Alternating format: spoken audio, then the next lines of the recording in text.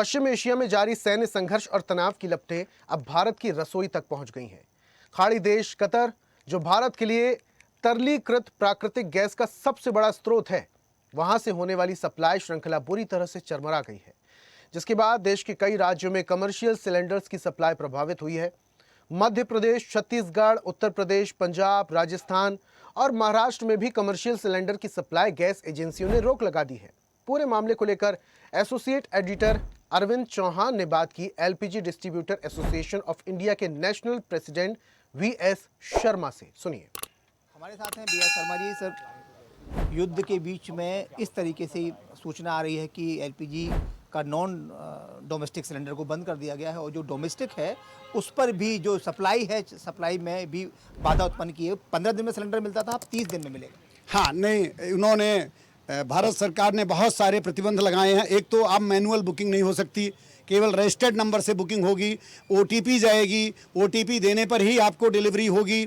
दूसरा, जो पहले 15 दिन में आप सिलेंडर ले सकते थे, राशनिंग तो पहले भी थी कि एक साल में 15 सिलेंडर से ज़्यादा नहीं दिए जाते थे, लेकिन अब आप 15 दिन में ले सकते थे। अब 25 दिन होगा, लेकिन महीने में एक होगा। 2 शर्तें हैं, 25 दिन भी होना चाहिए और महीना भी एक होना चाहिए। तो ये सारे प्रतिबंध हैं। क्या है अभी? नहीं, आदेश कुछ नहीं देते, सॉफ्टवेयर में प्रोग्रामिंग कर देते हैं। मतलब वो लॉकिंग कुछ भी ऑर्डर इस बारे में कि 25 दिन होगा, एक प्रेस रिलीज आई है इसमें, लेकिन कमर्शियल सिलेंडर नहीं डिस्पैच होंगे। इसका बाकायदे एसेंशियल कमोडिटी एक्ट के तहत कुशाग मित्तल साहब, जो डायरेक्टर पेट्रोलियम है भारत सरकार के, उन्होंने उसके तहत एक ऑर्डर जारी किया है।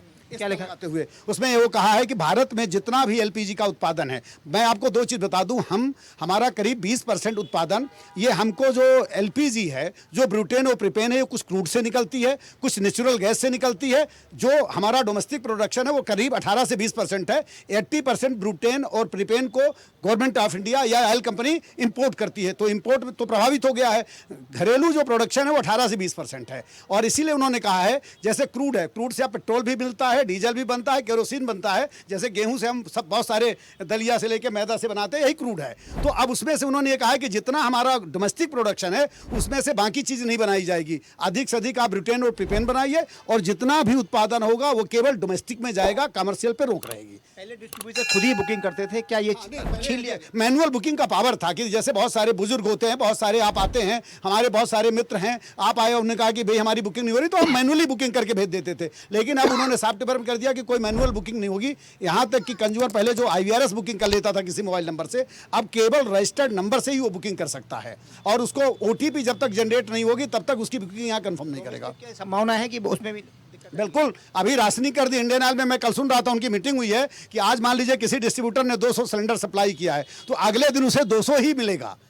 अब ये बड़ा आश्चर्य है भाई, आज आप हमारे पास स्टॉक नहीं, संकट है, संकट आने वाला नहीं। अभी मेरी नागपुर महाराष्ट्र बात हो रही है, राशनिंग कर दी। जैसे 50 डिस्ट्रीब्यूटर हैं तो आज 25 को लोड देंगे, 25 को लोड नहीं देंगे, मतलब राशनिंग हो गई पूरे देश में। मैं तो पूरे देश को देख रहा हूं, मैं चूंकि ऑल इंडिया प्रेसिडेंट हूं, तो आज ही मेरी पुणे, महाराष्ट्र, बिहार बात हुई है, वहां तो राशनिंग सिस्टम लागू हो गया है कि सारे डीलर को एक साथ लोड नहीं देंगे। मतलब यदि 50 डीलर की 50 गाड़ी है तो आज को 30 देंगे, फिर कल उसको 30 नहीं देंगे तो अगले दिन उसको 20 देंगे। पूरे देश में राशनिंग शुरू हो गई। देखिए, आपके पास अब जितना उत्पादन कितना है, ये भारत सरकार, गैस संकट गहरा सकता देश में है। भारत सरकार को ये क्लियर आके बताने चाहिए। देखिए, मैं आप बुरा नहीं मानेंगे, हमने कई मीडिया चैनल में सुना कि भारत के पास 74 दिन का ईंधन हमारे पास है और अभी तो एक हफ्ते में ये बिल्कुल इनकी हालत खराब हो गई। एस्मा लगा दिया। भारत में पहली बार एलपीजी खाड़ी संकट में भी एस्मा नहीं लगाया। ऑर्डर पढ़िए, एस्मा जब लगा दिया जाता है उसका मतलब क्या होता है?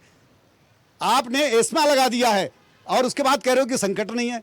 तो ये सब मूर्ख बना रहे हैं। ये इनको, पब्लिक को अवेयर करना चाहिए कि हमारे पास हाँ संकट है, इतने दिन का है, आने वाले दिनों में ये 30 दिन तक भूल जाइए। आपका कितने दिन में टर्म आएगा तब आपको जाके सिलेंडर मिलेगा। ये स्थिति अगले 4 से 5 दिन में होने वाली है। हमारे साथ थे ऑल ओवर इंडिया के प्रेसिडेंट वीएस शर्मा जी। उनका साफ तौर पर ये कहना है कि जिस तरीके से सरकार ने एस्मा लगाई है, वो पूरे जीवन का इतिहास में पहली बार ऐसा हुआ है कि एलपीजी पर एस्मा लगाया गया है। ये निश्चित तौर पे आने वाले दिनों में संकट की घड़ी है। एलपीजी सिलेंडर मिलने तो नॉन डोमेस्टिक तो बंद ही कर दिया गया है। आने वाले समय में हो सकता है कि डोमेस्टिक सिलेंडर हैं वो भी मिलने बंद हो जाएं। कैमरा पर्सन शैलेंद्र के साथ अरविंद चौहान। और ऐसी ही ताजा खबरों के लिए लाइक, फॉलो और यूट्यूब पर सब्सक्राइब कर बेल आइकन जरूर दबाइए और हर अपडेट के लिए विजिट कीजिए स्वदेशलाइव.com।